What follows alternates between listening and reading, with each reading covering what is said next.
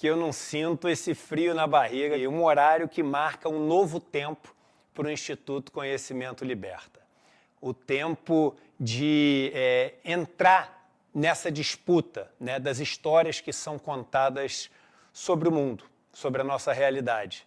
E histórias que, com certeza, influenciam a forma como a gente vê esse mundo. E o problema é que, normalmente, né, as grandes empresas, os grandes canais de televisão, são quem tem mais dinheiro. Então, as histórias que eles contam, independente do conteúdo, é uma história mais bonita de se ver, né, tecnicamente mais primorosa e etc. E a gente acaba encantado ali pela forma e não se preocupa muito com o conteúdo. E esse é um novo tempo, porque o Instituto Conhecimento Liberta entrou nessa disputa para contar a sua versão da história de mundo, mas disputando também na técnica, na qualidade, e sendo, assim, preciosista com aquilo que a gente quer levar para as pessoas. Vocês vão assistir hoje um documentário, que é o primeiro documentário internacional do Instituto Conhecimento Liberta, uma superprodução que não deve nada aos documentários que passam na Amazon Prime, na Globo Filmes, na Netflix, no canal da Disney e em todos esses grandes canais de audiovisual que existem no mundo. E isso não acontece sem o esforço de muita gente. Para começar, com assim, a capacidade de gestão e de liderança do Rafael Donatiello, meu sócio aqui no Instituto Conhecimento Liberta, e que consegue fazer essa máquina, né, essa engrenagem que hoje em dia é gigante, a gente está falando de centenas de pessoas envolvidas nesse projeto, funcionar de uma maneira assim, que impressiona pela eficiência. Eu não poderia deixar de agradecer as pessoas envolvidas diretamente com esse projeto, a Renata, a Larissa, o Maurício Arruda, enfim, são muitas pessoas envolvidas nesse projeto e, principalmente, ela vai estar com a gente aqui daqui a pouco, a minha esposa, que foi diretora desse filme, Juliana Baroni, que fez um trabalho primoroso. Um agradecimento muito especial também à produtora Quatro Esquinas, uma produtora cubana que está entre as melhores produtoras do mundo e que deu para nós não só um exemplo de como o cinema de Cuba está num nível que poucos outros países estão hoje em dia no planeta, mas que trabalhando a gente pode também formar amizades, a gente pode ganhar amigos com os trabalhos que a gente tem.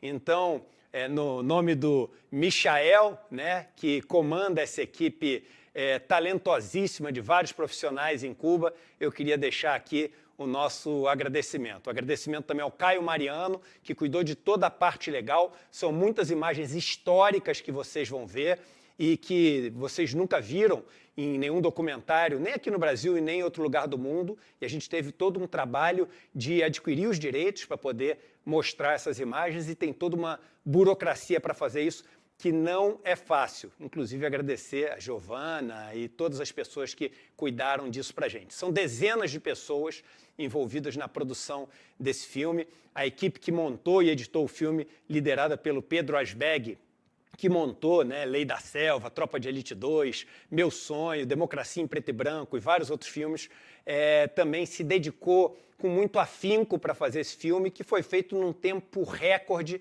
e com um resultado final que vocês vão assistir agora e que não fica nada aquém de brilhante, sabe? De espetacular mesmo. A gente está muito, muito, muito feliz com o que a gente está trazendo para vocês. E várias pessoas que chamaram para as suas casas, para as suas associações, né, para os seus sindicatos, para os seus grupos de discussão, grupos de debate, várias pessoas para assistir juntas esse filme. E aí depois vão participar ali de um debate e socializar, que é uma das coisas mais gostosas que a gente tem para fazer, juntar amigos e conversar, né, sobre a vida, sobre caminhos. A gente vai apresentar agora o documentário para vocês e depois a gente vai ter surpresas incríveis. Tem algumas que eu até estou vendo aqui do meu lado, não posso mostrar para vocês, mas quando terminar o filme eu vou mostrar, né? A gente vai fazer um convite para quem quiser fazer parte da comunidade ICL hoje, que vai trazer uma surpresa gigante, não só do ICL, a gente vai inaugurar coisas incríveis hoje, né, de muito impacto, e também vai ter um presente muito, muito, muito especial que a gente nunca teve antes, né, relacionado a essa oportunidade das pessoas fazerem parte dessa comunidade. E aí, então, a gente vem para uma conversa que vai ser talvez o ponto alto da noite, onde vão estar conosco o Frei Beto, que já está aqui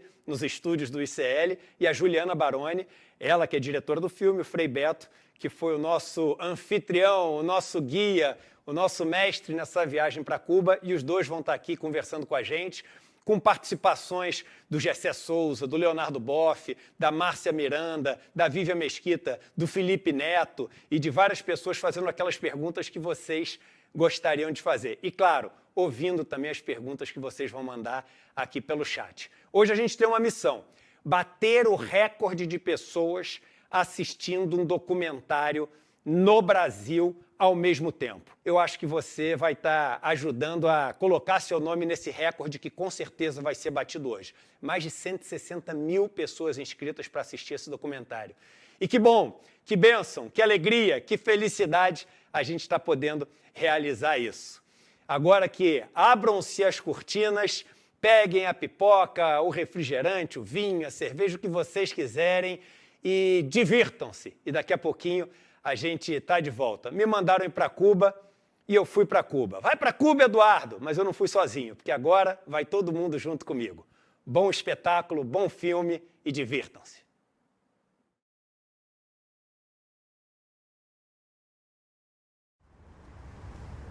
Hoje que a galera vai ficar tensa. Tiago, me ajuda aqui. Qual a cor de caneta que eu uso? Preta ou vermelho? Tô te ouvindo. Se preparem que hoje é bomba do começo até o final. O nosso sistema de justiça no Brasil, ele é um lixo. Tem dúvida que existe alguma corrupção no sistema judiciário? Os bancos ganharam fortunas e todo mundo caindo igual um pato nessa história enquanto os caras estão contando bilhão e controlando o poder do jeito que eles querem. Os bancos no Brasil tinham que ser todos estatizados. Que Deus é esse, pastor? Que quer te ver na merda? Desculpa, mas só falando assim. Qual o limite de um governo de extrema-direita? É eliminar um povo? A gente tá falando de trabalho que fica grudado na pele, que tira ano de vida, que é o trabalho que você não vê. Então fica com a gente que vocês estão em boas mãos aqui, nas melhores. Valeu. Obrigada. Valeu, gente. Você, tá? Tchau, tchau. Ele chegou chegando, né, gente? Nossa audiência é mais de 28 mil pessoas. Toda vez que eu saio do estúdio, a pergunta que eu mais tenho de responder é: como é que eu vim parar aqui?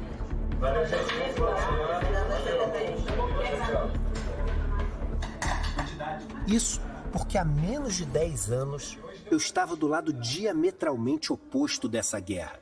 Eu era um banqueiro de investimentos. Esquece essa história de missão, propósito, valores. Toda empresa no capitalismo quer uma coisa só, meu irmão: grana. E banqueiro, de alguma maneira, quer isso mais do que todo mundo.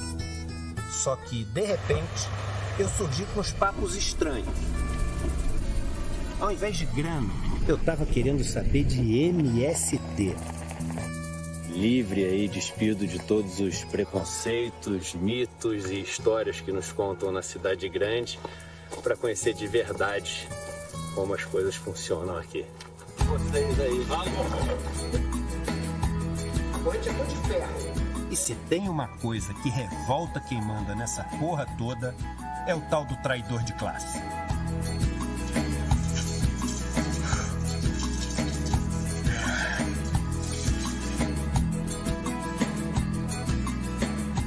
A ordem é clara.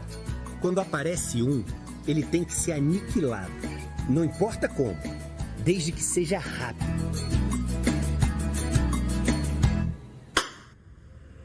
Até a história de que eu era financiado por organizações comunistas que se escondem por trás da realeza inglesa, os caras criaram. Agora, se for para escolher o xingamento mais comum, aquele que eu não passei um dia sem ouvir durante esses últimos anos, a resposta é fácil de dar. Vai para Cuba, Eduardo! E foi assim que no dia 3 de fevereiro de 2024, partimos para Cuba. Eu e Juliana, aproveitando a chance para gravar um documentário que contasse um pouco dessa história. Remédios e aqui os bonés do ICL. Eu vou dar de presente para eles. Bora pra Cuba! Vai pra Cuba, Eduardo! Bora! Tem lá. Bora junto!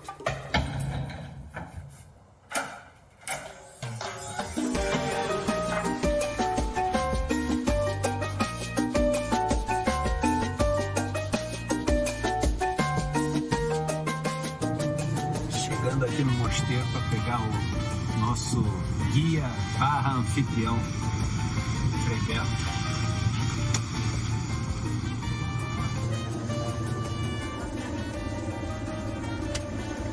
Estava aqui na porta.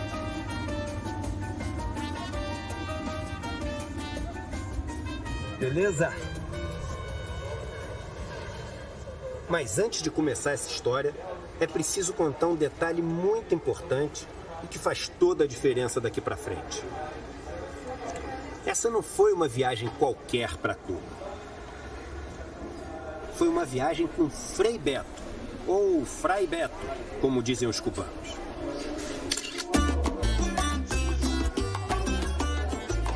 Nos dias que se seguiram, tivemos de nos acostumar com a cena de todos quererem falar com Frei Beto nas ruas de Cuba. Um país onde notaremos que um aperto de mão ou um abraço ainda valem mais do que uma selfie para postar no Instagram. Esse cubano e seu filho nos pararam logo nas primeiras horas de viagem para poder agradecer ao Beto pela sua influência na vida do país. Comigo, celebrando mi cumpleaños y mi mayor alegría. Y regalo yo ver a este gran hombre. Logo, eu fui descobrir que esse rapaz comum, de gestos, roupas e fala simples, era um... Qual é a tua atividade profissional? Yo soy profesor. Professor de Física nuclear. física nuclear. Física nuclear? Onde ensinas física nuclear? En varias universidades acá. Wow. Aquí en el mundo también. Yo estudié arquitectura, después estudié Derecho. Y bueno, ahora estoy trabajando en la astronomía. Sí. Talvez, para resumir a importância de Frei Beto para Cuba, baste dizer que a sua biografia tem um prefácio escrito nada mais, nada menos do que pelo grande comandante, Fidel Castro. Eu vou a Cuba a trabalho desde 1981. O Fidel era notívago. Ele trabalhava a noite inteira. Eu acho que nunca ninguém almoçou com o Fidel. O negócio dele era jantar. Nesse jantar, falei com o Fidel a respeito da ideia de fazer um livro. E ele se virou e falou assim: o que você quer me perguntar? Eu comecei a ler. Li a primeira, a segunda, a terceira, a quarta. Quando eu cheguei na quinta, ele falou: amanhã começamos. Foram 4 encontros que somam 23 horas e, coincidentemente, o livro está traduzido em 23 idiomas. Vendeu mais de 1 milhão de exemplares só em Cuba. E, de fato, é um livro que trouxe total liberdade religiosa em Cuba. Uno de los acontecimientos más importantes ocurrido durante el encuentro de intelectuales fue el lanzamiento del libro Fidel y la religión, de Frei Beto, teólogo brasileño. Eu disse: comandante, eu tenho 2 perguntas a lhe fazer. Primeiro, por que o partido e o Estado cubano são confessionais? Como confessionais? Somos ateus. Isso é confessionalidade, comandante. Nós estamos em plena modernidade que exige partidos e estados laicos. Afirmar ou negar a existência de Deus é mera confessionalidade. E ele me disse: você tem razão, eu nunca tinha encarado a questão por essa ótica. Pouco tempo depois, houve uma mudança da Constituição cubana e também do Estatuto do Partido Comunista, e os dois se tornaram oficialmente laicos. Cristãos hoje podem se filiar ao Partido Comunista Cubano.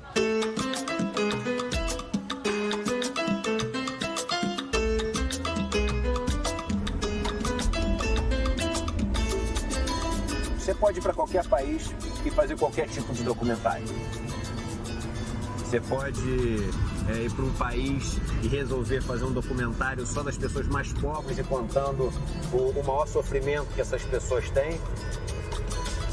Mas o meu objetivo aqui é mostrar para as pessoas aquilo de Cuba que é diferente da percepção comum que a gente tem no Brasil. Uma visão de quem veio e perguntou sobre, poxa, como é que é o sistema eleitoral daqui, como é que é o sistema de educação, como é que é o sistema de saúde, quais as dificuldades que o país enfrenta.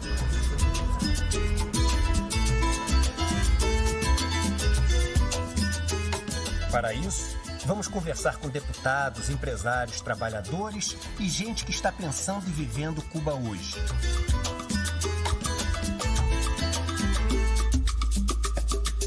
Entrevista, Yanica, toma 2.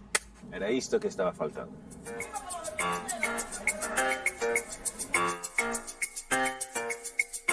É impossível tentar entender Cuba sem voltar no tempo e entender a Revolução Cubana. Na verdade, para entender Cuba, a gente precisa voltar ainda mais no tempo, precisamente até o final do século XIX.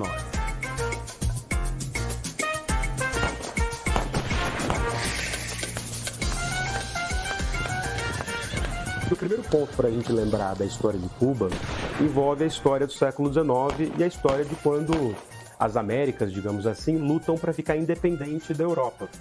O que é Cuba no final do século XIX? Uma colônia da Espanha, dominada pelos grandes latifundiários, uma classe média liberal, da qual faz parte, por exemplo, o próprio José Martí, que é um poeta, advogado, ativista, por participar de manifestações pela independência. Ele é preso, é explorado numa pedreira, consegue a liberdade e é deportado, é exilado. Ele fica um tempo na Europa e depois vai para os Estados Unidos, onde em Nova York ele se junta com um grupo de intelectuais, funda um grupo educacional e pensa então em fazer a tal da Revolução de Independência de Cuba. José Martí es el apóstol de la independencia de Cuba. Martí puede ser considerado de los intelectuales, de los poetas y de los políticos revolucionarios más importantes del siglo XIX para América Latina y el Caribe. E aí entram os Estados Unidos e seu oportunismo expansionista, ajudam os cubanos a fazerem a independência, mas cobram um preço altíssimo. Eles vão interferir, inclusive constitucionalmente, na nova Constituição da tal da República Independente de Cuba, por um controle militar brutal e autoritário, que vai se desenrolando nos anos 30 até o início efetivo de um domínio de um homem chamado Fulgêncio Batista. Esa dictadura que asesinó a miles de cubanos y que con un golpe de Estado rompió todas las libertades, estaba apoyado por el gobierno de los Estados Unidos, donde miles de personas no tenían acceso a la salud pública, eran analfabetas, donde la pobreza andaba por toda Cuba, donde la gente no podía estudiar, no tenían una proyección de vida. A ditadura sanguinária de Fulgêncio Batista iria bater de frente com a rebeldia de alguns jovens latino-americanos. E nada melhor do que começar a conhecer a história da Revolução Cubana pela filha de um dos seus maiores heróis. Aleida, toma 1. Aleida Guevara. Aleida, muito gusto. A minha dúvida era, quem era Ernesto Guevara antes de se tornar El Che?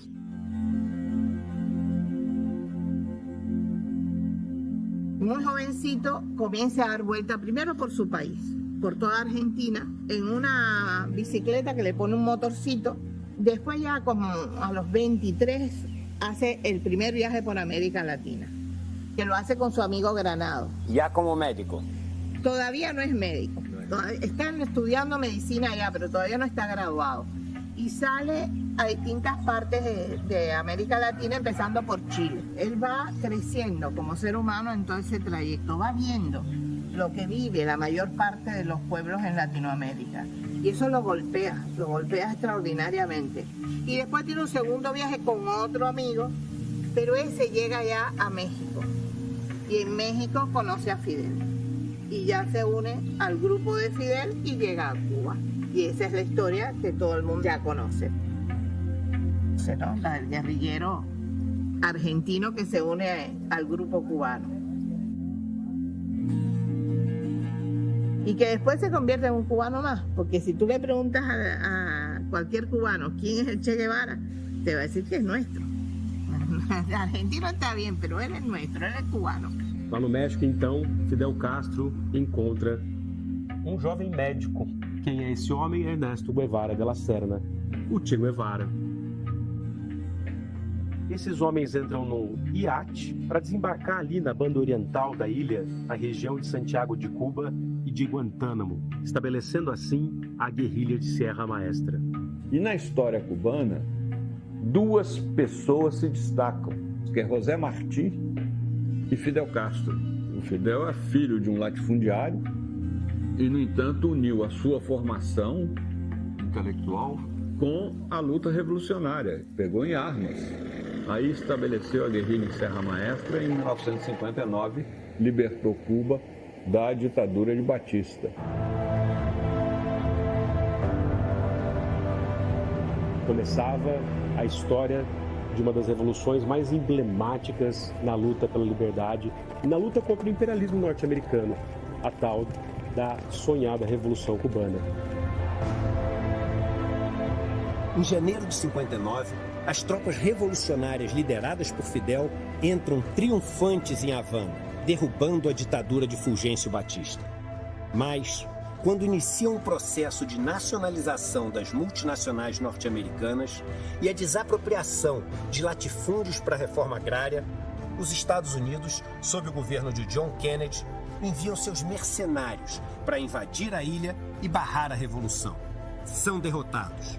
Partem, então, para uma campanha de sanções e boicotes econômicos que tem como missão desestabilizar a revolução, o bloqueio. Ao longo das décadas seguintes, as sanções aumentam e diversas leis passam a ameaçar empresas e países que se relacionassem com Cuba. A importação de alimentos, remédios e equipamentos médicos essenciais para a ilha é afetada pelo bloqueio. Crianças, doentes e o povo cubano são duramente atingidos. Estima-se que desde o início da década de 60, o prejuízo causado pelo bloqueio americano chegue, nas estimativas mais baixas, a mais de 150 bilhões de dólares, se consolidando como o bloqueio mais longo e criminoso da história. As recomendações contrárias por parte das Nações Unidas são ignoradas pelo Império Americano, que rasga os protocolos básicos das Cartas Internacionais dos Direitos Humanos. O bloqueio segue existindo e Cuba resistindo.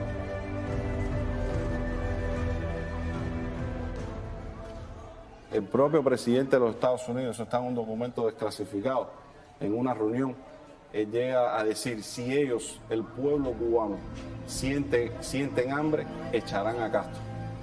Y ese ha sido el mismo propósito perverso, lograr desestabilizar el país y acompañar eso, por supuesto, con un terrorismo mediático. Porque nosotros tenemos una cultura de la resistencia y de la emancipación, pero hemos generado, y gracias a Fidel en gran medida también, en nuestra historia, una cultura de la solidaridad. Las sanciones a los bancos que hacen operaciones con Cuba son espantosas. Ninguna entidad financiera internacional da créditos a Cuba. Cuba no puede comerciar sus productos en Estados Unidos. Los ciudadanos norteamericanos no pueden ejercer turismo en Cuba.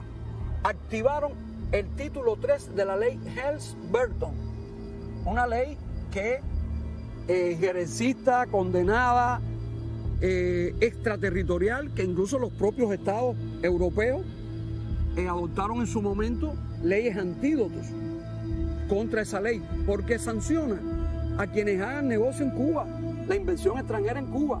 Y por último, incluyeron a Cuba en la lista de países patrocinadores del terrorismo. Un 30% de las medidas que Estados Unidos impone a Cuba se le impone a cualquier país latinoamericano y no hay gobierno que aguante. No todo es consecuencia del bloqueo, pero la inmensa mayoría de las dificultades que enfrenta Cuba son resultados del bloqueo.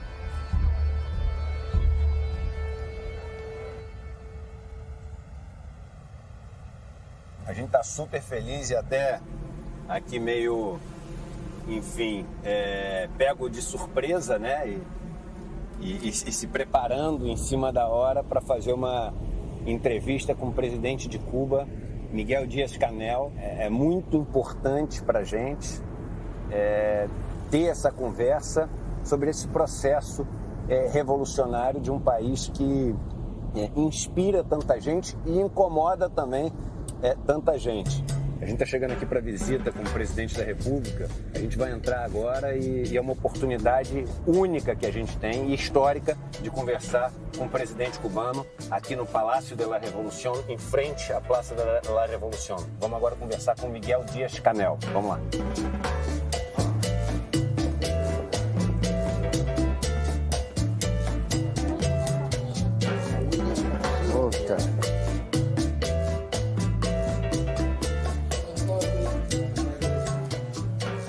Presidente Díaz-Canel, ¿cómo está?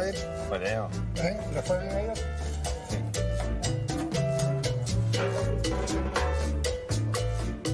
Impressionante como a grande mídia critica Cuba, que exporta médicos, mas não critica aqueles que exportam armas. A minha dúvida é, e se não houvesse o bloqueio americano? O que poderia ser Cuba hoje para el mundo, 60 años después de la revolución? La pregunta es muy interesante. Yo muchas veces me he preguntado, y una vez lo dije en un discurso, quítenme el bloqueo a ver qué pasa. Vamos a jugar, vamos en un juego limpio, a ver cómo tocamos. Porque si en estos años hemos logrado toda esa capacidad de creatividad, de formación de recursos humanos, ese enorme potencial humano, en 65 años de la revolución hemos formado más de 1,5 millones de profesionales, porque todas las familias, sin distinción, tienen acceso a la educación superior de manera gratuita. Tenemos miles de doctores, miles de másteres. Nosotros, por vía directa e indirecta, le hemos hecho saber al gobierno de los Estados Unidos que tenemos toda la voluntad para tener un diálogo civilizado, como el que pueden tener ellos con otros países que consideran sus enemigos, un diálogo donde las diferencias ideológicas van a estar, pero de manera civilizada podemos hablar en las cosas, sin condicionamiento, sin prepotencia, sin estar pidiéndonos a Cuba con algo a cambio para poder establecer ese diálogo. Hoy hay muchas cosas que se le privan, de la misma manera que el bloqueo afecta al pueblo cubano, el bloqueo también afecta al pueblo norteamericano. Son muchas las personas que quieren hacer negocios con Cuba y nosotros tenemos una enorme confianza en algo que Fidel nos enseñó, de que un mundo mejor es posible, pero lo tenemos que hacer posible.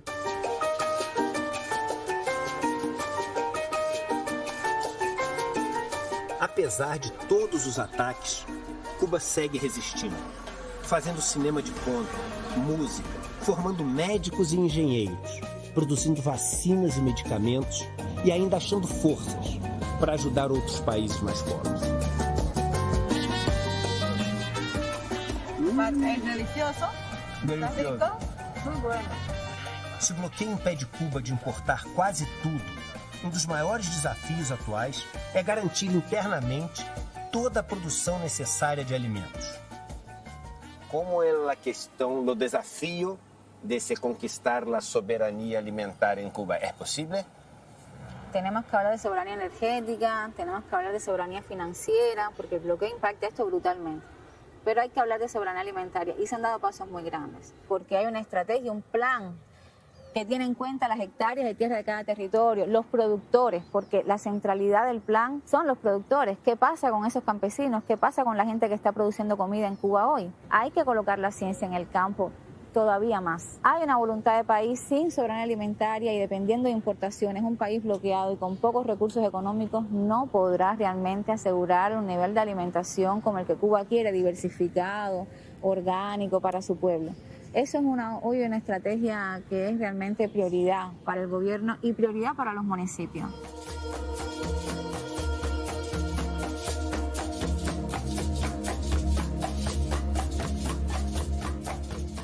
Percebi que tinha que ir até a zona rural para falar com quem produz.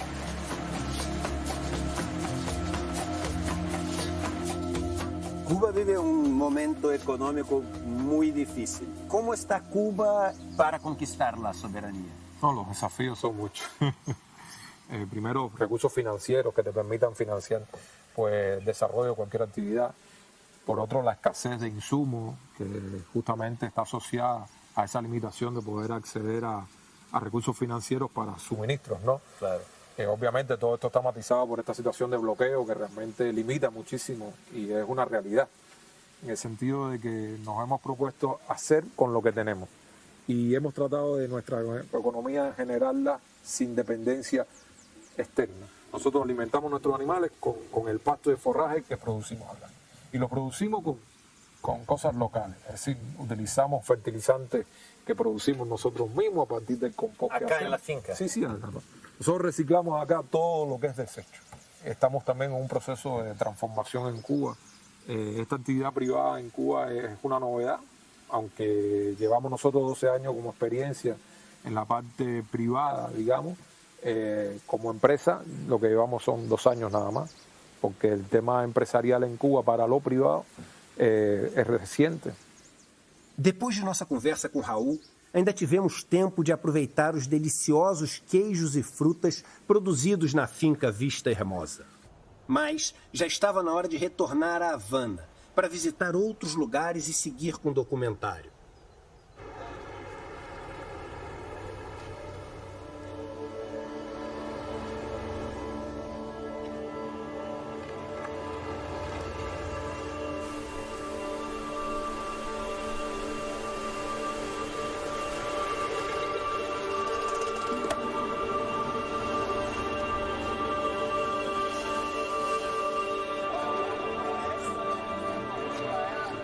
Em alguns momentos, a gente veria, nos dias que passamos em Cuba, bastante pobreza.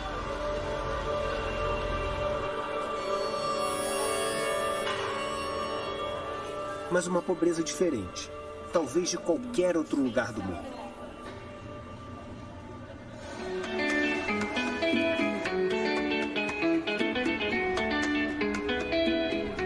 Mesmo famílias mais pobres têm acesso à escola e saúde, gratuitamente.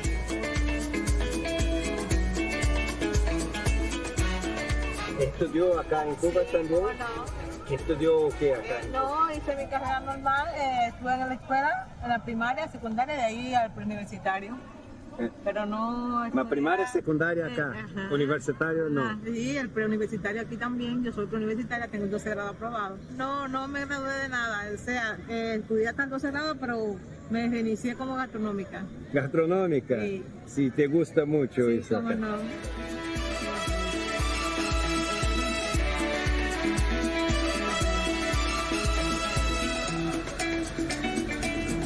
Uma coisa que impressiona quem vai a Cuba pela primeira vez é o nível cultural dos cubanos. Os 3 grandes ou principais direitos humanos, alimentação, saúde e educação, são garantidos a toda a população cubana. Ou seja, toda a família cubana, não importa o nível social, recebe uma cesta básica todo mês. E todo o sistema de saúde e de educação são inteiramente gratuitos.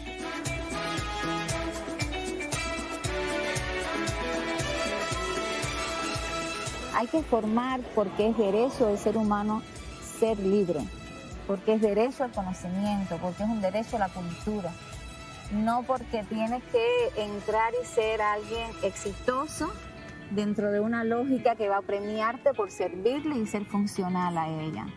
Entonces, la herejía de intentar transformar esa lógica es mucho más potente que sencillamente eliminar la propiedad privada, porque tiene que ver con disputar la subjetividad, tiene que ver con comprender que las relaciones pueden ser realmente distintas, con que los seres humanos realmente pueden quererse de otro modo.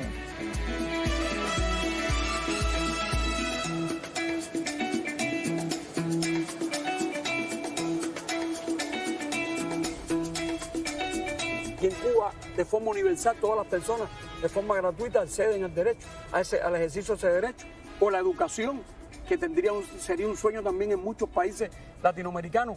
Y Cuba hoy demuestra, en medio de muchísimas dificultades económicas como consecuencia del bloqueo de Estados Unidos, el ejercicio real de los derechos. Pero digo más, no solo esos derechos económicos y sociales y culturales, como es el derecho a la cultura, el deporte, etcétera, que son derechos que la gente convive y no se percata porque son parte de su vida. Es como respirar, es como caminar. Tienen esos derechos permanentemente.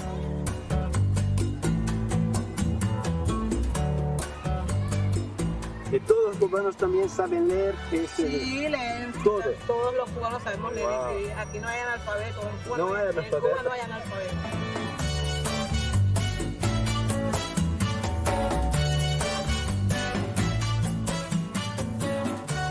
São muitos os personagens importantes na história de Cuba. Fidel, Che, José Martí, ¿cuál? Fidel Castro. Fidel Castro. ¿Lo preferido? Claro. ¿Por qué? Bueno, porque Fidel Castro como que reinició la guerra, luchó por esto y gracias a él tenemos este país que está libre de todo tipo de delincuencia y hizo que el país fuera un país culto. Para os cubanos, El Comandante, o pai, o grande líder. Nada nos detendrá. Patria o muerte, venceremos.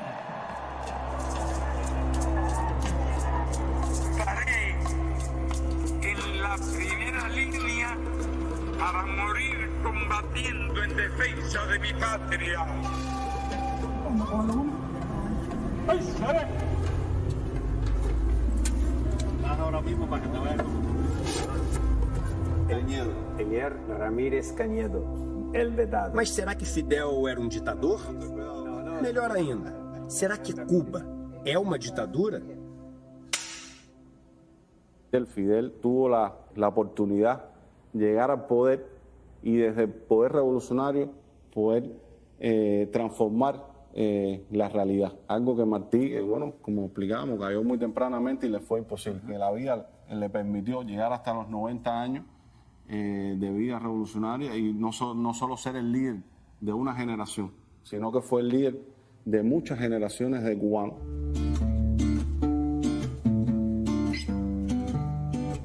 Fidel. Centro Fidel. Aqui é um memorial do Fidel. Olha essa arte, que coisa bonita. Esta es una sala que se llama La Palabra, donde se destaca el Fidel orador, pero también el Fidel escritor. Por ejemplo, este atril es de los originales que usó el comandante. Wow. Micrófonos originales, nos dicen los compañeros de seguridad personal que en los años 70. Una importante especie biológica que está en riesgo de desaparecer por la rápida y progresiva liquidación de sus condiciones naturales de vida, el hombre.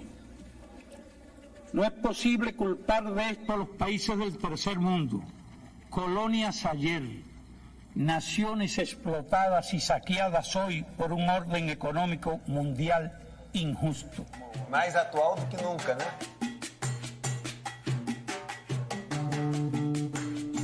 Los mejores propietarios de terra eram os estadunidenses. Tudo isso começa, o primeiro passo, ali ó, a lei da reforma agrária. Por isso que a gente, enfim, o MST no Brasil e outros movimentos, a gente ouve tanto eles falarem da importância da questão da reforma agrária. En diciembre de 61 se estaba declarando Cuba territorio libre de analfabetismo. E isto assusta muito mais do que armas. A ideia que funciona. La frase que estaba mencionando, ser culto es el único modo de ser libre. Nossa, José Martí. sí. Sin cultura no hay libertad posible. E essa é do Fidel. Olha só, cara.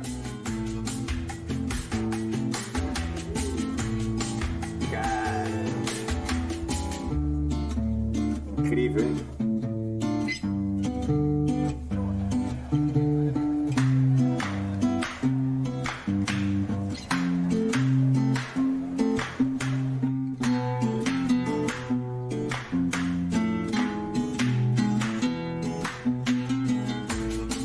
Eu fico muito feliz porque o instituto que eu fundei junto com Rafael Donatiello tem esse nome por causa de José Martí.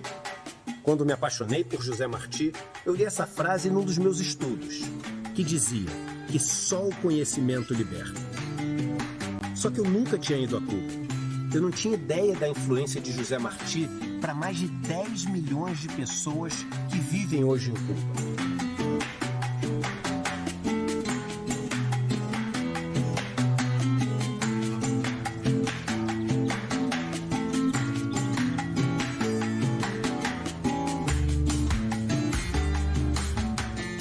Che Guevara está imortalizado até hoje pelas ruas de Cuba.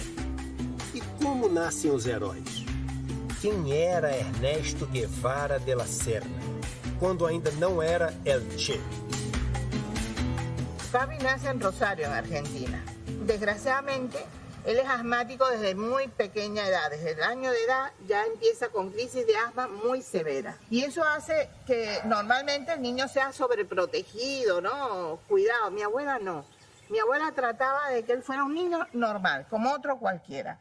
Y que corriera, que nadara. Ella hace que él no le tenga miedo a la vida, sino que le enfrente con valor.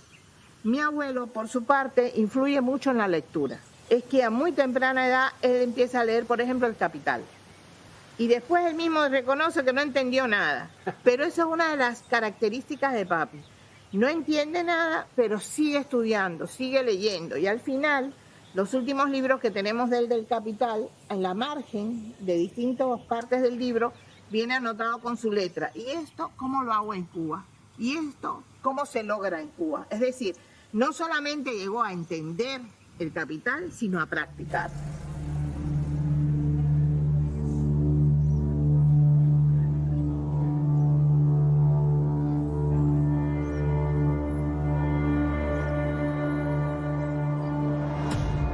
Es una figura que además desde el punto de vista del pensamiento revolucionario dejó un legado no solo también igual en la práctica, ¿no? Lo que hizo cuando fue presidente del Banco en Cuba, cuando fue ministro de Industria, todo lo que hizo en esos años de transformación revolucionaria, sino que dejó un legado también en el pensamiento, en la teoría revolucionaria que todavía hoy es imprescindible estudiar. Tenía una pasión por transformar América Latina y había un compromiso de Fidel con el Che. Che siempre le había dicho a Fidel que llegaría un momento en que él quería contribuir a otras causas en el mundo. Por eso el Che va a Bolivia. Todos sabemos después lo que pasó y se convirtió en un símbolo universal.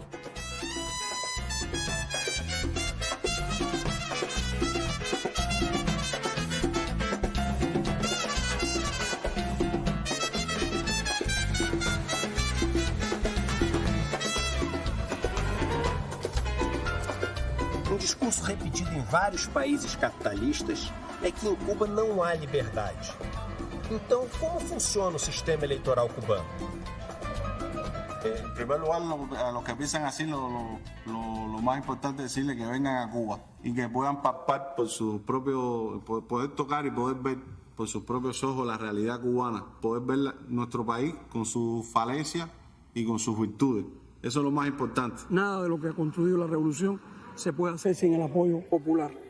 En el año 2018, la Asamblea Nacional del Poder Popular aprobó un proceso constituyente que sometió a consulta popular un proyecto aprobado previamente en la Asamblea. Los ciudadanos en sus comunidades propusieron reformar ese proyecto inicialmente y a partir de esas propuestas del pueblo se elaboró un proyecto que igualmente fue analizado en la Asamblea Nacional y después sometido a referéndum, vinculante mediante el voto secreto y directo de la ciudadanía. La participación fue de más del 90%, de manera que lo que hoy está en la Constitución de Cuba no es una imposición, es un sistema genuinamente construido con la participación popular.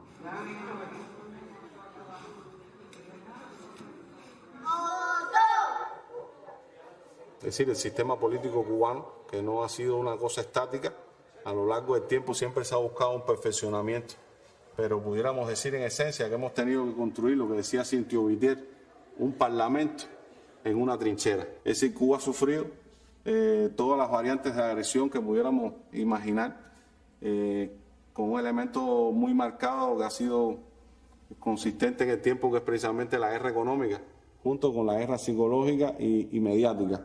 Los diputados de la Asamblea Nacional son elegidos por el pueblo en unas elecciones directas y secretas. Cada delegado que es elegido directamente por el pueblo en los territorios recibe la candidatura y que ha sido ha salido de plenos de organizaciones de masas, o sea, de las mujeres, de los trabajadores, de los campesinos.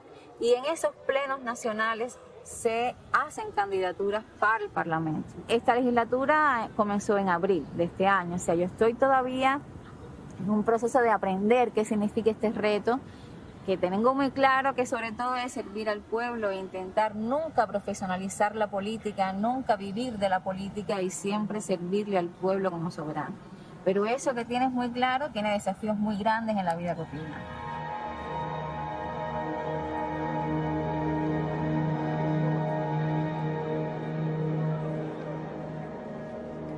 No somos una sociedad perfecta y tenemos que seguir perfeccionando nuestra sociedad, porque también hay veces que los amigos nos ven con un prisma, con una visión de lo perfecto, y eso también a veces claro, les encanta. No pueden romantizar. No se puede romantizar. Lo que hay es que entender en qué condiciones nosotros hacemos las cosas. Es algo muy perverso, manipulan. En el pago de la electricidad hemos subido la tarifa solo para las personas que consumen más de 500 kilowatts. Por lo tanto, el 90% de la población no tiene ninguna afectación y va a seguir pagando la misma electricidad de siempre. Solo es decir, que es una manera también de redistribuir de lo que tienen más ingresos en función de la... Entonces, no hay nada, es una falacia que digan que son políticas neoliberales. Y eso al final lo que demuestra es la impotencia de ellos para lograr el propósito que quieren con Cuba, ¿no? La revolución no se detiene, la revolución sigue creando en medio de circunstancias más difíciles. El modelo económico ha cambiado, se ha transformado. Claro. Y la Constitución vino a legitimar también la posibilidad del emprendimiento privado. Hoy hay más de 10.000 MIPYMES privadas. ¿Las personas son donas de los apartamentos? Sí, en Cuba. ¿Pueden vender? Pueden vender. Eso también ha cambiado. Dos momentos mais esperados dessa viagem era a visita que a gente ia fazer à Plaza de la Revolución, talvez o local mais famoso da ilha. Estava tudo certo, até que, junto com o dia da gravação, chegou a tempestade. A gente teve que mudar aqui o caminho, porque está caindo uma tempestade enorme aqui em Cuba. É impossível passar pela orla. Tem carros que já estão ficando ali no meio da água, no meio das ondas. Passou? Importante, né? Ver como a ilha está sujeita aqui às variações de tempo. Essa ilha que é muito castigada também com furacões, com temporais. Olha o tamanho das ondas aqui.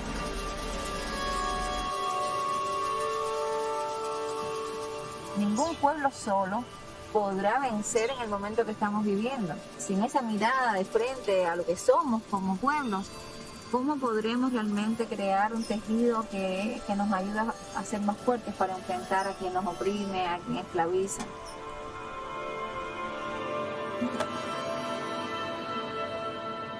Nosotros a los niños cubanos les decimos, pioneros por el comunismo, seremos como el Che. Es el lema primero que aprendemos desde que tenemos prácticamente uso de razón. Él decía que el verdadero revolucionario tiene que tener una gran capacidad para amar. Porque si no tienes esa capacidad para amar, tú no puedes entregar tu vida a una causa. Eso es en primer lugar.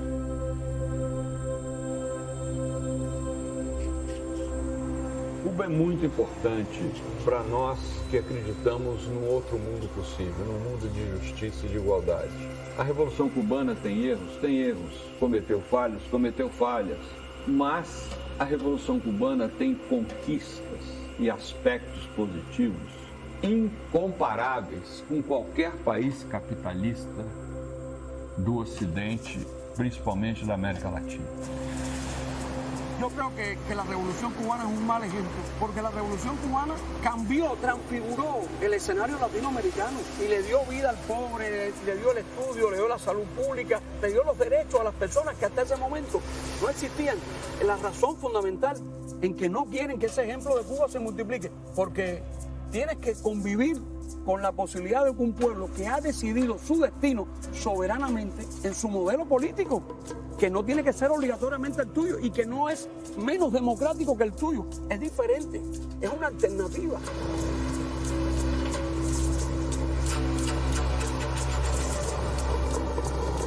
Siempre se habla de los que se van de Cuba.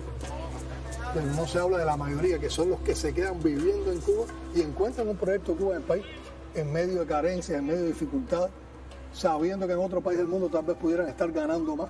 Y yo creo que los jóvenes, además de la preparación que tienen, hay una enorme voluntad por seguir aportando a la construcción de un país que puede ser mejor.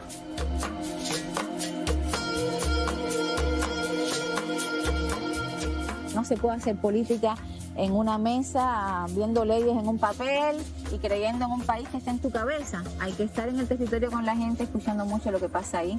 En esa conciencia tenemos que sentirnos parte de un esfuerzo gigantesco de intentar que la revolución se profundice en socializar el poder, la propiedad, el sueño. Eso.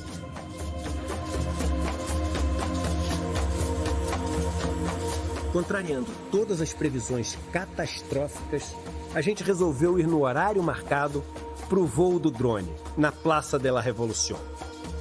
Inexplicavelmente, assim que a gente chegou à praça, a tempestade parou.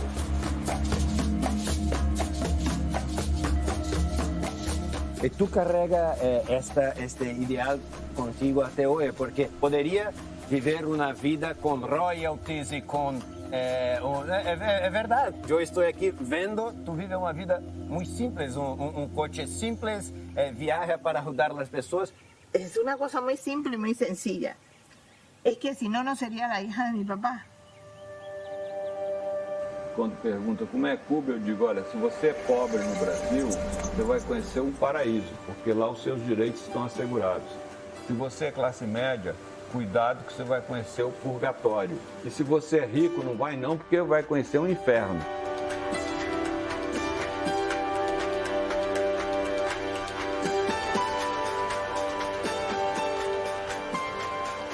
Por mais que racionalmente pareça muito difícil que Cuba ainda consiga resistir por muito tempo nessa situação, eu voltei de lá torcendo para que ela consiga.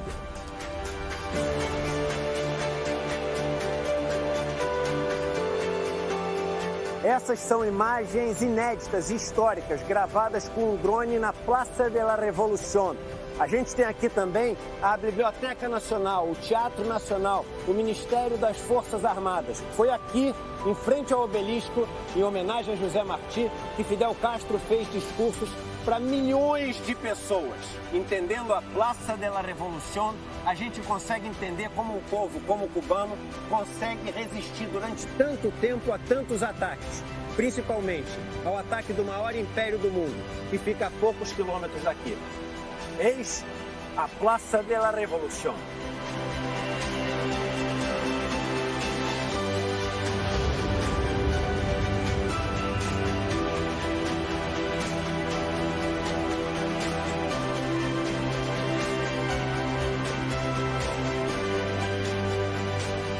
No separarte nunca de tu gente, de tu pueblo. Saber exactamente lo que está pasando a tu alrededor te hace parte de ese pueblo. Y nos sentimos muy orgullosos de eso. Não existe algo como uma utopia fácil. Uma das frases que Frei Beto mais me repetiu ao longo da viagem foi que o impossível só se torna possível se tentarmos exaustivamente. Por menos provável que possa parecer, pode ser que um dia essa tempestade passe e Cuba consiga alçar o voo que milhões de cubanos e cubanas merecem voar. O voo pelo qual lutam há tanto tempo.